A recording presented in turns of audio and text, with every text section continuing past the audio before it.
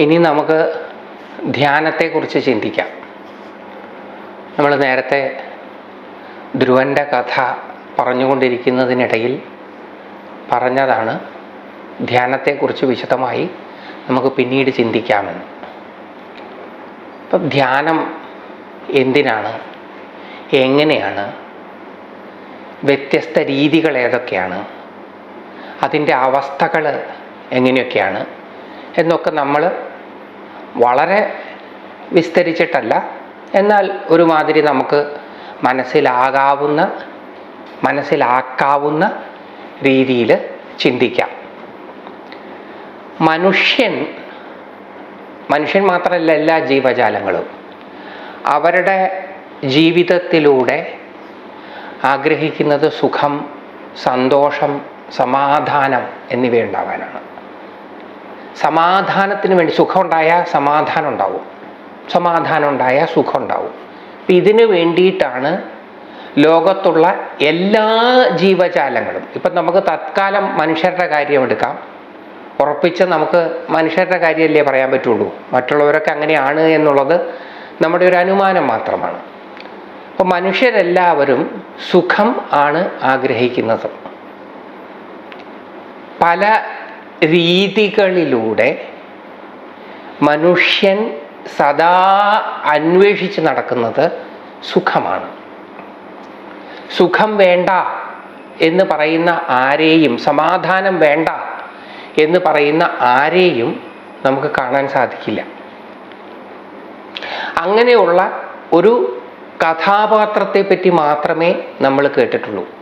തനിക്ക് സുഖം വേണ്ട, ദുഃഖം മതി, വിപത്തുകൾ ധാരാളം തൻ്റെ ജീവിതത്തിൽ ഉണ്ടായിക്കോട്ടെ എന്ന് പ്രാർത്ഥിക്കുന്ന ഒരേ ഒരാളെ പറ്റി മാത്രമേ നമ്മൾ ഒരു പക്ഷേ കേട്ടിട്ടുണ്ടാവുകയുള്ളൂ. അത് വ്യാസഭഗവാന്റെ കുന്തിദേവിയാണ്. കുന്തിദേവിയാണ് സാക്ഷാൽ ശ്രീകൃഷ്ണ പരമാത്മാവിനോട് പ്രാർത്ഥിക്കുന്നത്, എൻ്റെ ജീവിതത്തിൽ ധാരാളം വിപത്തുക്കൾ ഉണ്ടായിക്കൊള്ളട്ടെ. വിപത്തുക്കൾ ഉണ്ടാകുമ്പോൾ എന്താ സംഭവിക്കുക?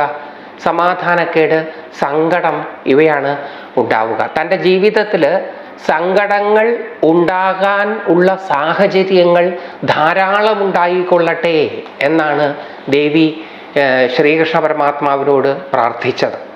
നമുക്കതൊന്ന് പരിശോധിച്ച് നോക്കേണ്ടതായിട്ടുണ്ട്. കാരണം ദേവി എന്തുകൊണ്ടാണ് ദുഃഖം വേണം എന്ന് അഭ്യർത്ഥിച്ചത്?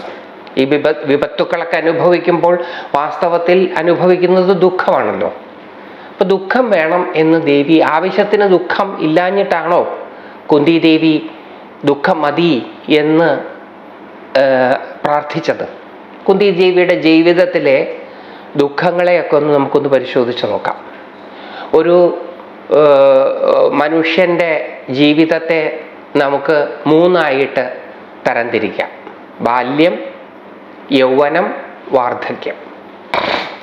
അപ്പോൾ ബാല്യകാലത്തിൽ ദേവി ദുർവാസാവ് മഹർഷിയെ പരിചരിക്കാൻ ഇടവരികയാണ്. ആകസ്മികമായി തൻ്റെ അച്ഛൻ്റെ കൊട്ടാരത്തിലേക്ക് കയറി വന്ന ദുർവാസാവിനെ പരിചരിക്കുവാൻ അച്ഛൻ ഏൽപ്പിച്ചതിന് പ്രകാരം ഭംഗിയായി ദുർവാസാവ് മഹർഷിയെ ദേവി പരിചരിക്കുകയാണ്. ദുർവാസാവിനെ പരിചരിക്കുക എന്നുള്ളത് അത്ര എളുപ്പമുള്ള കാര്യമല്ല. യാതൊരു വിധത്തിലുള്ള റാഷണാലിറ്റിക്കും വിധേയനാകാത്ത ഒരു മഹത് വ്യക്തിയാണ് ദുർവാസാവ്. റാഷണാലിറ്റി എന്ന് പറയുന്നത് വളരെ പരിമിതമായതാണ്. സമൂഹത്തിൻ്റെ ഒരു സംഭാവനയാണ് ഈ റാഷണാലിറ്റി.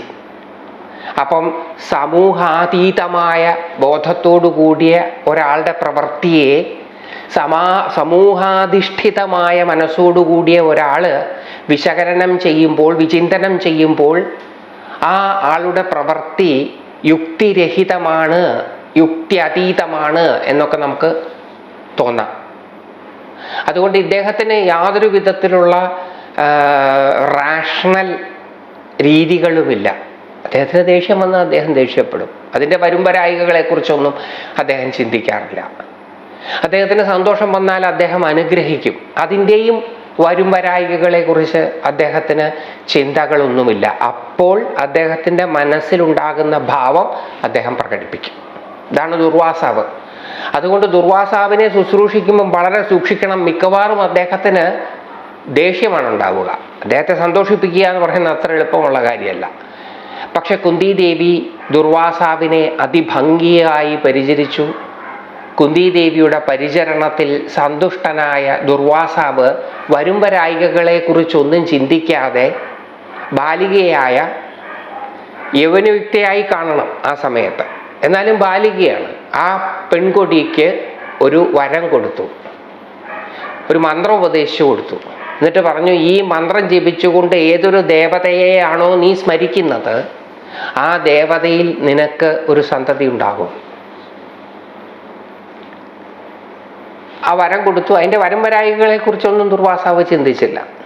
ദുർവാസാവ് ചെയ്തത് ശരിയാണോ തെറ്റാണോ എന്നൊക്കെ പരിമിതമായ സാമൂഹിക ബോധത്തിനകത്ത് നിന്ന് ചിന്തിക്കുന്നതിൽ വലിയ അർത്ഥവും ഇല്ല.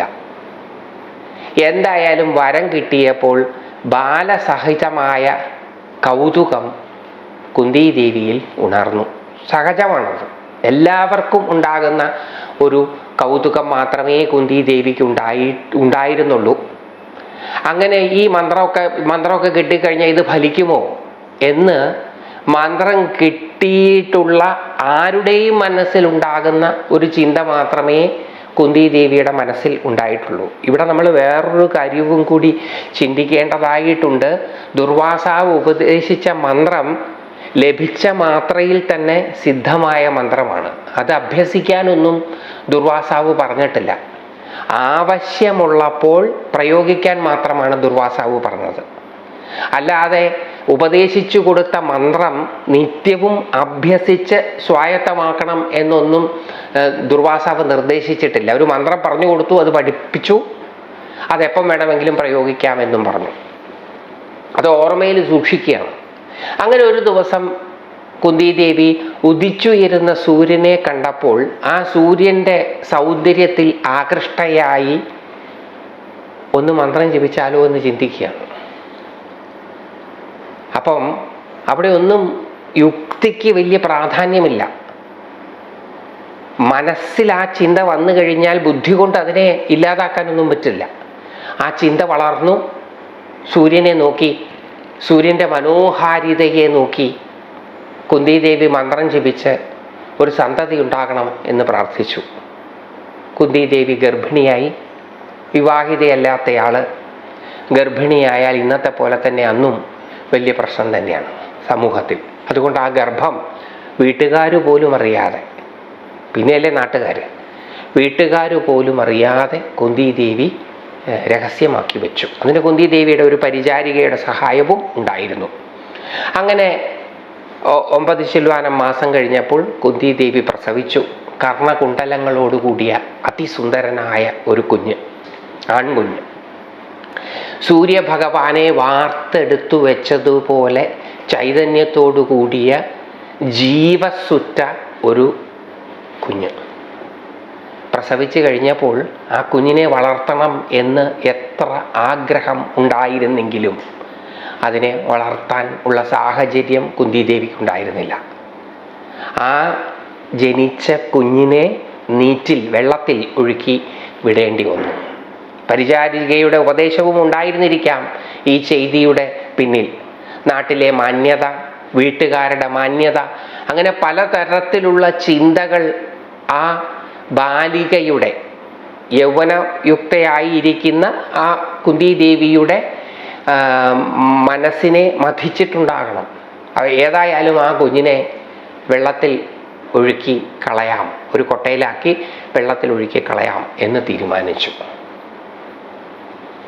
വെള്ളത്തിൽ ഒഴുക്കി കളയാനുള്ള തീരുമാനമെടുത്ത് അത് പ്രാവർത്തികമാക്കിയ നിമിഷം മുതൽ ആ കുഞ്ഞിനെക്കുറിച്ച് ആലോചിക്കുമ്പോഴൊക്കെ അമ്മയായ കുന്തിദേവിയുടെ മനസ്സ് നീറിയിട്ടുണ്ടാകണം.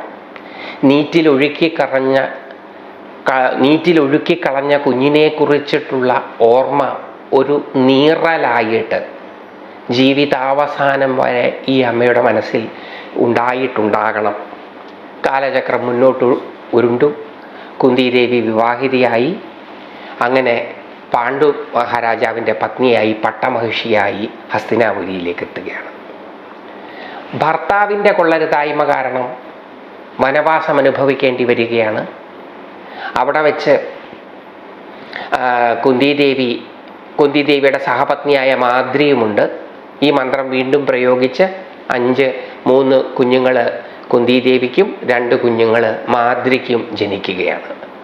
ഭർത്താവിൻ്റെ ചപലമായ മനസ്സിൻ്റെ പ്രവർത്തനം കാരണം അദ്ദേഹം അകാല മരണത്തിന് വിധേയനാവുകയാണ്. അപ്പോൾ വളരെ ചെറുപ്പത്തിൽ തന്നെ ഭർത്താവ് മരിക്കുകയാണ്. ഭർത്താവിൻ്റെ മരണം തൻ്റെ കാരണം കൊണ്ടല്ല. നേരത്തെ കുഞ്ഞിനെ നീറ്റിലൊഴുക്കി കളയേണ്ടി വന്നതിൻ്റെ കാരണം താൻ തന്നെയാണ്. തൻ്റെ ചപലമായ മനസ്സിനെ നിയന്ത്രിക്കുവാൻ സാധിക്കാതെ പോയതുകൊണ്ട് വന്ന ഒരു കാര്യമാണ്. പക്ഷെ രണ്ടാമത്തെ സംഭവം തൻ്റെ ചാപല്യം കൊണ്ടല്ല, തൻ്റെ ഭർത്താവിൻ്റെ ചാപല്യം കൊണ്ടാണ്. അപ്പം അവനവൻ്റെ പ്രവൃത്തി ദോഷം കൊണ്ട് മാത്രമല്ല ദുഃഖം ഉണ്ടാവുക, മറ്റുള്ളവരുടെ പ്രവൃത്തി ദോഷം കൊണ്ടും ഒരാൾക്ക് ദുഃഖം ഉണ്ടാകാം. അങ്ങനെ ഭർത്താവിൻ്റെ പ്രവൃത്തി ദോഷം കൊണ്ട് ദുഃഖമുണ്ടായി. ആ കുഞ്ഞുങ്ങളെയും കൊണ്ട് മാദ്രി അന്നത്തെ ആചാരപ്രകാരം ഭർത്താവിൻ്റെ ചിതയിൽ ചാടി ആത്മാഹുതി ചെയ്യുകയാണ്. 5 കുഞ്ഞുങ്ങളെയും വളർത്തേണ്ടുന്ന ഉത്തരവാദിത്തം ഈ കുന്തിദേവിയിലേക്ക് എത്തിച്ചേരുകയാണ്. വളരെ പ്രയാസപ്പെട്ടിട്ടായിരുന്നിരിക്കണം ആ കാട്ടിൽ നിന്ന് ഈ 5 കുഞ്ഞുങ്ങളെ കൊണ്ടും ഹസ്തിനാപുരിയിലേക്ക് എത്തിയത്. ആ ഹസ്തിനാപുരിയിൽ ധൃതരാഷ്ട്രരുടെയും ഗാന്ധാരിയുടെയും ഔദാര്യത്തിൻ്റെ കീഴിൽ കുന്തിദേവി തൻ്റെ മക്കളെ പോറ്റി വളർത്തുകയാണ്. അങ്ങനെ ഹസ്തിനാപുരിയിലെ ചക്കളത്തിൽ പോര്, ഗാന്ധാരിയുടെ മക്കളുടെ കുത്തുവാക്കുകൾ, ഇങ്ങനെ പലതരത്തിലുള്ള കാര്യങ്ങളും സഹിച്ചിട്ടായിരുന്നിരിക്കണം കുന്തിദേവി അവിടെ കഴിഞ്ഞിട്ടുണ്ടാവുക. അങ്ങനെ മക്കളെല്ലാം വളർന്നു വലുതായി കാര്യപ്രാപ്തിയുള്ളവരായി അവരുടെ കഴിവുകൊണ്ട് അവർ ഇന്ദ്രപ്രസ്ഥം വലിയൊരു കൊട്ടാരമൊക്കെ കെട്ടി വളരെ സുഖമായിട്ട് അമ്മയായപ്പോൾ കുന്തിദേവിക്ക് ജീവിക്കാൻ സാധിച്ചു. പക്ഷെ കുറച്ചു കാലമേ അത് നിന്നുള്ളൂ. തൻ്റെ മൂത്ത മകൻ്റെ ചൂതിനോടുള്ള അമിതമായ ആസക്തി കാരണം, ഗാംബ്ലിങ്ങിനോടുള്ള ആസക്തി കാരണം ഇവരുണ്ടാക്കിയതെല്ലാം നഷ്ടപ്പെടുകയാണ്. കുന്തിദേവിക്ക് സുഖമായി രാജമാതാവായി കഴിഞ്ഞിരുന്ന കുന്തിദേവി മകൻ്റെ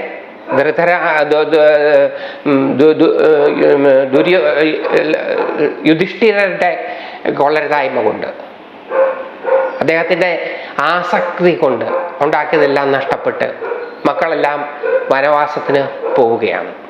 അപ്പോൾ ഈ 3 അവസ്ഥകളിലും കുന്തിദേവി അനുഭവിച്ചിട്ടുള്ള ദുഃഖം അസാമാന്യമാണ്. അതുപോലെ ഒരു പക്ഷേ ഒരു മനുഷ്യനും ഒരു കാലത്തും അനുഭവിച്ചിട്ടുണ്ടാവുകയില്ല. ഇത് ആരോടെങ്കിലുമൊക്കെ പങ്കുവെക്കാൻ പറ്റുമോ? തൻ്റെ കൊള്ളരുതായ്മയെക്കുറിച്ച് ആരോടെങ്കിലുമൊക്കെ സംസാരിക്കാൻ പറ്റുമോ? തൻ്റെ ഭർത്താവിൻ്റെ കൊള്ളരുതായ്മയെക്കുറിച്ച്, തൻ്റെ മക്കളുടെ കൊള്ളരുതായ്മയെക്കുറിച്ച് ആരോടെങ്കിലുമൊക്കെ ചിന്തിക്കാൻ പറ്റുമോ? അപ്പോൾ ആരോടും പറയാൻ പറ്റാതെ ഈ വികാരങ്ങളെല്ലാം ഉള്ളിലൊതുക്കി നീറിപ്പൊകഞ്ഞ് കഴിയുകയാണ് കുന്തിദേവി. ആ കുന്തിദേവി ഒരു സുഖവും അനുഭവിച്ചിട്ടില്ല എന്നും നമുക്ക് പറയാൻ പറ്റില്ല. ദുർവാസാവ് മഹർഷിയെ കണ്ടു മുട്ടുന്നത് വരെ, ആ പരിചരിച്ച ആ മന്ത്രം ദാനമായി കിട്ടുന്നത് വരെ ബാലികയായി കുന്തിദേവി അതിസുഖത്തിൽ തന്നെയാണ് കഴിഞ്ഞത്. ഭർത്താവിൻ്റെ ചപലത കാരണം കാട്ടിലേക്ക് പോകുന്നത് വരെ രാജമഹിഷിയായി, പട്ടമഹിഷിയായി അതിസുഖത്തിൽ തന്നെയാണ് കൊട്ടാരത്തിൽ വാണത്. മകൻ്റെ കൊള്ളരുതായ്മ കാരണം ചൂതിലെല്ലാം നഷ്ടപ്പെടുന്നത് വരെ രാജമാതാവായി അതിസുഖത്തോടുകൂടി തന്നെയാണ് കുന്തിദേവി കഴിഞ്ഞത്. അപ്പോൾ സുഖം അതിൻ്റെ മാക്സിമത്തിലും ദുഃഖം അതിൻ്റെ മാക്സിമത്തിലും കുന്തിദേവി അനുഭവിച്ചിട്ടുണ്ട്. മറ്റാരോടും പറയാൻ പറ്റാത്ത തെറ്റുകുറ്റങ്ങൾ മനസ്സിലേക്ക് ഓടിയെത്തുമ്പോൾ, മനസ്സ് ചിന്തകളുടെ നീർച്ചുഴിയിൽപ്പെട്ടുഴറുമ്പോൾ, ഒരേ ചിന്ത തന്നെ വീണ്ടും വീണ്ടും പല വ്യാഖ്യാനങ്ങളോടുകൂടി മനസ്സിനെ വന്ന് ഗ്രസിക്കുമ്പോൾ, അന്ന് അങ്ങനെ സംഭവിച്ചില്ലായിരുന്നെങ്കിൽ, ഇന്ന് അങ്ങനെ സംഭവിച്ചില്ലായിരുന്നെങ്കിൽ, അങ്ങനെ ചെയ്തില്ലായിരുന്നെങ്കിൽ, ഇങ്ങനെ ചെയ്തിരുന്നെങ്കിൽ തുടങ്ങിയ ചിന്തകളുടെ വേലിയേറ്റത്തിലും വേലിയിറക്കങ്ങളിലും പെട്ട് വിഷമിച്ച് കഴിയുന്ന സമയത്ത് ആരായാലും അറിയാതെ ഈശ്വരനെ വിളിച്ചു പോകും. ഈശ്വരൻ്റെ ആവശ്യകത അവിടെയാണ്. സ്വസ്ഥമായിരിക്കുന്ന ഒരു മനസ്സിന് സത്യത്തിൽ ഈശ്വരൻ്റെ തുണ ആവശ്യമില്ല.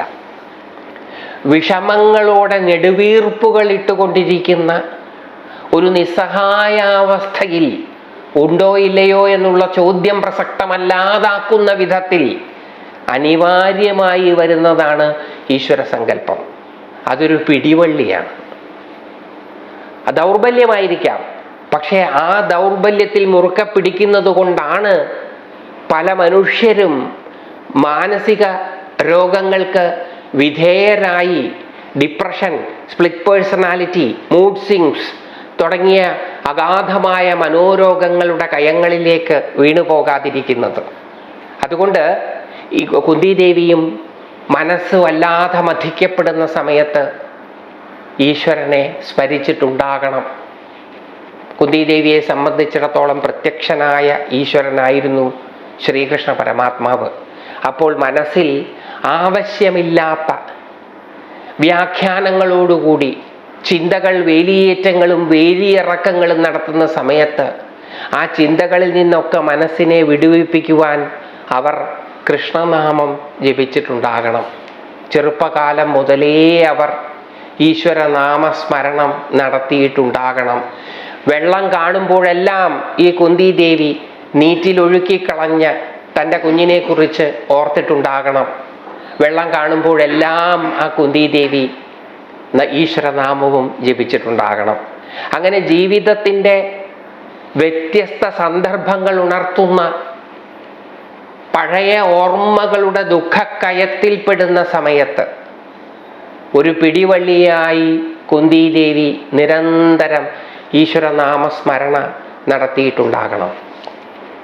നിരന്തരമായി നടത്തിയിട്ടുള്ള ഈശ്വരനാമസ്മരണ കുന്തിദേവിയിൽ അത്ഭുതങ്ങളെ സംഭാവന ചെയ്തു. ഏതൊരു മനുഷ്യൻ്റെയും ഉള്ളിൽ ഉറവയായി നിൽക്കുന്ന ആനന്ദം അത് പൊട്ടി പുറപ്പെടാൻ തുടങ്ങി. എല്ലാവരുടെയും ഉള്ളിലുണ്ട്. അത് പലതരത്തിലുള്ള ചിന്തകളും വിചാരങ്ങളും കൊണ്ട് മൂടിക്കിടക്കുന്നതാണ്. ചാരം മൂടിക്കിടക്കുന്ന കനൽക്കട്ട പോലെ മൂടിക്കിടക്കുകയാണ് നമ്മുടെ ഓരോരുത്തരുടെയും ഉള്ളിൽ ആനന്ദത്തിൻ്റെ ഉറവ. നിരന്തരമായ ഏകാഗ്രതയോടുകൂടിയ ഈശ്വര നാമസ്മരണ ആ ഉറവയെ ഉണർത്തി ദേവി മറ്റൊന്നിൽ നിന്നും ലഭിക്കാത്ത ആനന്ദലബ്ധി അനുഭവിച്ചിട്ടുണ്ടാകണം. പ്രാപഞ്ചികമായ ഭൗതികമായ സുഖവും അതിൻ്റെ പാരമ്യതയിൽ തന്നെ ഒട്ടും കുറയാതെ രാജകുമാരിയായിരുന്നപ്പോൾ, രാജപത്നിയായിരുന്നപ്പോൾ, രാജമാതാവായിരുന്നപ്പോൾ കുന്തിദേവി അനുഭവിച്ചിട്ടും ഉണ്ട്. അപ്പോൾ ഈ പ്രാപഞ്ചികമായിട്ടുള്ള സുഖവും ആന്തരികമായ സുഖവും തമ്മിൽ തുലനം ചെയ്ത് നോക്കിയിട്ടുണ്ടായിരിക്കണം കുന്തിദേവി. ആ തുലനത്തിൽ നിന്ന് ഉരുത്തിരിഞ്ഞു വന്ന തിരിച്ചറിവിൻ്റെ പ്രതിഫലനമാണ് ഭഗവാനോടുള്ള പ്രാർത്ഥന. അല്ലയോ ഭഗവാനെ, എനിക്ക് ധാരാളം വിപത്തുക്കൾ ഉണ്ടാകട്ടെ. എനിക്ക് എപ്പോഴെല്ലാം വിപത്തുക്കൾ ഉണ്ടാകുന്നുവോ അപ്പോഴെല്ലാം ഞാൻ അങ്ങയെ സ്മരിക്കുകയും എൻ്റെ ജീവിതത്തിൽ അങ്ങയുടെ സാന്നിധ്യം അനുഭവിക്കാൻ സാധിക്കുകയും ആ അനുഭവത്തിലൂടെ ആനന്ദം അനുഭവിക്കുകയും ഞാൻ ചെയ്യുന്നു. അതുകൊണ്ട് എൻ്റെ ജീവിതത്തിൽ സദാ ആനന്ദാനുഭൂതി ഉണ്ടാകാൻ ബാഹ്യമായിട്ടുള്ള വിപത്തുക്കൾ ധാരാളം ഉണ്ടാകട്ടെ എന്ന് ദേവി പ്രാർത്ഥിച്ചിട്ടുണ്ടാകണം. അതാണ് കുന്തിദേവി ദുഃഖം മതി, കുഴപ്പങ്ങൾ ഉണ്ടാകട്ടെ എന്നൊക്കെ പ്രാർത്ഥിച്ചതിൻ്റെ പൊരുള്. അപ്പോൾ ദുഃഖം വേണം, അല്ലെങ്കിൽ വിപത്തുക്കൾ ഉണ്ടാകട്ടെ ധാരാളമായിട്ട് എന്ന് പ്രാർത്ഥിച്ച കുന്തിദേവി പോലും വാസ്തവത്തിൽ ഒന്ന് ചിന്തിച്ചാൽ ആനന്ദത്തെയാണ് സ്വീകരിച്ചത്. ആ ആനന്ദമാണ്, ആ സന്തോഷമാണ്, ആ സമാധാനമാണ് എല്ലാ മനുഷ്യരും ലക്ഷ്യമാക്കുന്നത്. സന്തോഷം വേണ്ട എന്ന് പറയുന്ന ഒരാളെയും നമുക്ക് കാണാൻ സാധിക്കില്ല. ചിലർക്ക് സങ്കടം സന്തോഷകരമായിരിക്കാം. അങ്ങനെ സാഡിസ്റ്റുകളുണ്ട്. സാഡിസ്റ്റുകൾ പോലും വാസ്തവത്തിൽ സന്തോഷത്തെ തന്നെയാണ് അനുഭവിക്കാൻ ആഗ്രഹിക്കുന്നത്. ഈ സന്തോഷം നമുക്ക് ഇല്ലാതെയാകുന്നത് നമ്മളിൽ പലർക്കും സ്വതസിദ്ധമായിട്ടുള്ള സന്തോഷം ഇല്ലാതെയാകുന്നത് ചിന്തകളുടെ ബാഹുല്യം കാരണമാണ്. നമ്മൾ ചിന്തകളുടെ കടന്നൽ കൂട്ടത്തിന് വിധേയരാകാതെ ഒരു നിമിഷം പോലും ഇരിക്കാറില്ല. നമ്മളെപ്പോഴും ഉറക്കത്തിൽ പോലും ചിന്തകളുടെ ഒരു ഒരു ഒരു ഒരു മൂളക്കമാണ് നമ്മുടെ മനസ്സിൽ എപ്പോഴും ഉള്ളത്. ഈ നിരന്തരമായ മിക്കവാറും ഒരു 99% ആവശ്യമില്ലാത്ത ചിന്തകളാണ്. പക്ഷെ ആവശ്യമില്ലാത്ത ചിന്തകളുടെ പിടിയിൽ നിന്ന് മോചിതരാകാൻ നമുക്ക് സാധിക്കുന്നില്ല. കാരണം ചിന്തകൾ നമ്മുടെ ഇഷ്ടാനിഷ്ടങ്ങൾക്ക് വിധേയരായിട്ടല്ല ഉരുത്തിരിഞ്ഞു വരുന്നത്. അടുത്ത നിമിഷത്തിൽ എന്താ ചിന്തിക്കാൻ പോകുന്നത് എന്ന് നമുക്ക് കൃത്യമായിട്ട് ഇപ്പോൾ പറയാൻ സാധിക്കില്ല. ഏത് നിമിഷം വേണമെങ്കിലും ചിന്തകൾ ഉണർത്തുന്ന വികാരവിക്ഷോഭത്തിന് വിധേയരായി തീരും നമ്മൾ ഓരോരുത്തരും. നമ്മൾ ചിന്തകളുടെ കാരുണ്യത്തിലാണ് കഴിയുന്നത്. ആവശ്യമില്ലാത്ത ചിന്തകൾ മനസ്സിൽ വരാതിരുന്നാൽ സന്തോഷവും സമാധാനവും. ആവശ്യമില്ലാത്ത ചിന്തകളാണ് മനസ്സിൽ ചേക്കേറുന്നതെങ്കിലോ അന്നത്തെ ദിവസം പോക്കാം. ഈ ചിന്തകൾ ചാരം പോലെയാണ്, നമ്മളിലുള്ള ആനന്ദത്തെ മൂടിക്കളഞ്ഞിരിക്കുകയാണ്. അപ്പോൾ ഈ ചിന്തകളെ നമുക്കൊന്ന് ഒതുക്കാൻ സാധിച്ചാൽ മാത്രമേ, ഈ ചിന്തകളെ നമുക്കൊന്ന് കുറയ്ക്കാൻ സാധിച്ചാൽ മാത്രമേ നമുക്ക് നമ്മുടെ ഓരോരുത്തരുടെയും ഉള്ളിലുള്ള ആനന്ദത്തെ അനുഭവിക്കാൻ സാധിക്കുകയുള്ളൂ. ഈ ചിന്തകളെ ഒതുക്കാൻ, കുറയ്ക്കാൻ ആണ് ധ്യാനം ഉപയോഗിക്കുന്നത്. ധ്യാനത്തിലൂടെ നമ്മളിൽ ഓരോരുത്തരിലും സഹജമായിട്ടുള്ള ആനന്ദാവസ്ഥയെ അനുഭവിക്കുവാൻ നമ്മളെ പ്രാപ്തരാക്കുകയാണ് ചെയ്യുന്നത്.